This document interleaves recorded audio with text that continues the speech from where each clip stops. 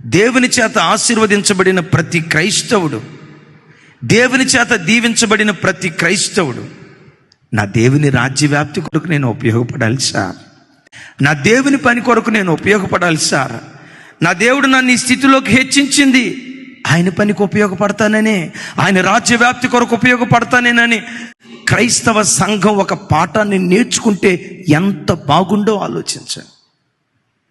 నేను బాగుండాలి, నా కుటుంబం బాగుండాలి, నేను బాగుండాలి, నా పిల్లలు బాగుండాలి. అవసరం, నువ్వు బాగుండాలి, నీ పిల్లలు బాగుండాలి. రైట్, బాగున్నావు కదా, నా బాగుకు కారణమైన యేసుక్రీస్తుకు నీవిచ్చే ప్రాధాన్యత ఏది?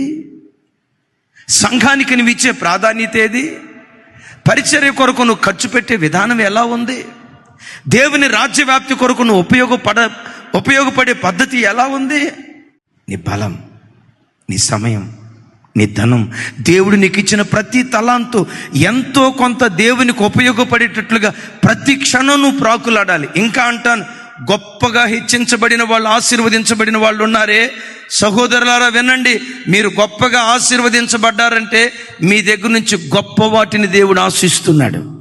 నీకు ఎక్కువ ఇచ్చాడంటే ఎక్కువ ఇచ్చిన వాడి యొద్ద నుండి దేవుడు ఎక్కువ తీసుకోవాలని కోరుకుంటున్నాడని లేఖనాల్లో రాయబడి ఉంది. నీ ప్రారంభం ఎవ్వరికీ తెలియనిదైనా నీ ముగింపు మాత్రం చరిత్ర పుటల్లో నిలిచేదిగా ఉండాలి.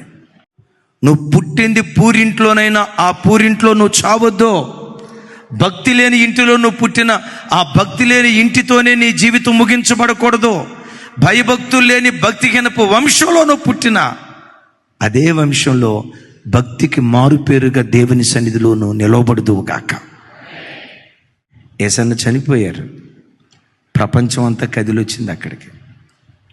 బక్సింగయ్య గారు చనిపోయారు, ప్రపంచం అంతా కదిలొచ్చింది అక్కడికి. ఒక ప్రవీణ్ గారు చనిపోయారు. భారతదేశంలో, ప్రపంచ దేశాల్లో ఉన్న క్రైస్తవులందరూ గడగడలాడి ఆయన సమాధి కార్యక్రమం ఒక ఊరేగింపుగా దేవుడు జరిగించాడు. నీ ప్రారంభం అల్పంగా ఉన్నా, నీ ప్రారంభం స్వల్పంగా ఉన్నా, నీ ముగింపు ఘనంగా ఉండును గాక.